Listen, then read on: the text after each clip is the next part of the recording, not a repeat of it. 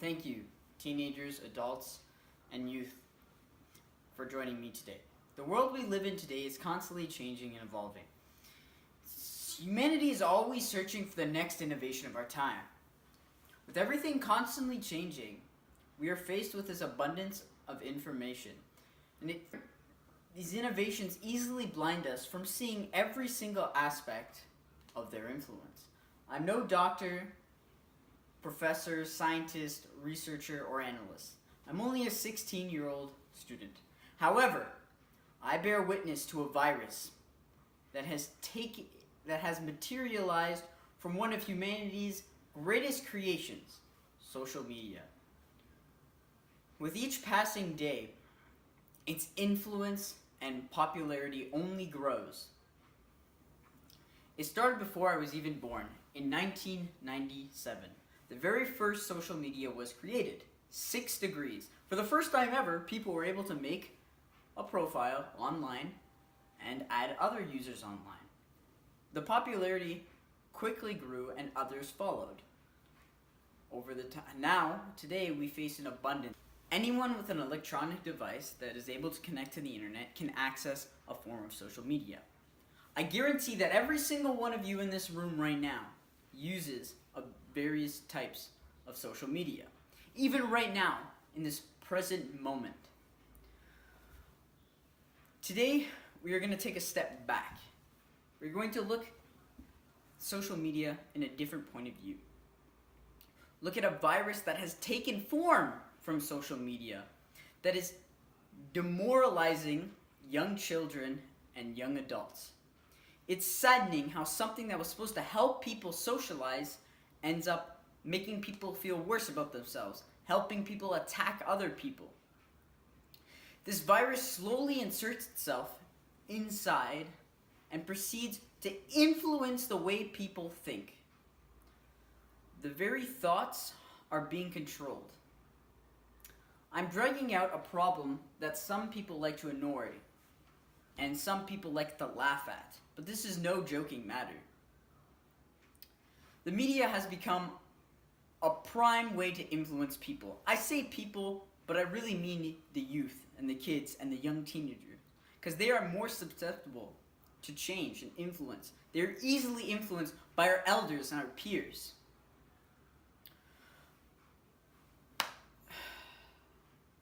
They're supposedly supposed to show us the way to the future, but instead, they're just leading us into ultimate despair. If I were to ask you right now, are you truly happy with yourself?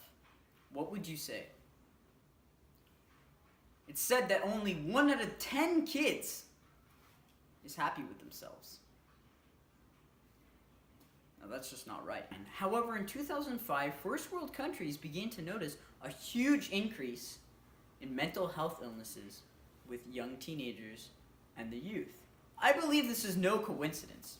I speak from first-hand experience, being 16 years old myself.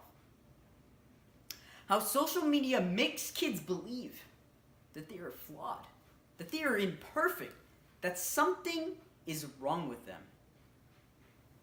Social media is implying a status that you have to look a certain way to be beautiful. When you see all these images of cookie-cutter perfect people, it begins to dwell in your mind that maybe something is wrong with you because you don't look that way. When young teens care so much about their image, and I wonder why. Why are you not allowed to be you? Why are you dieting at such a young age when there's nothing wrong with you? Why are you calling yourself overweight when your weight is not causing you any health problems? Why are you hearing more and more about kids being anorexic, being bulimic?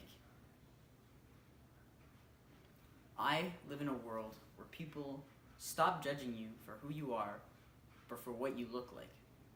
Beauty is not something you can see on a person. You have to find it. It's the way they talk, the way they act, and who they are on the inside.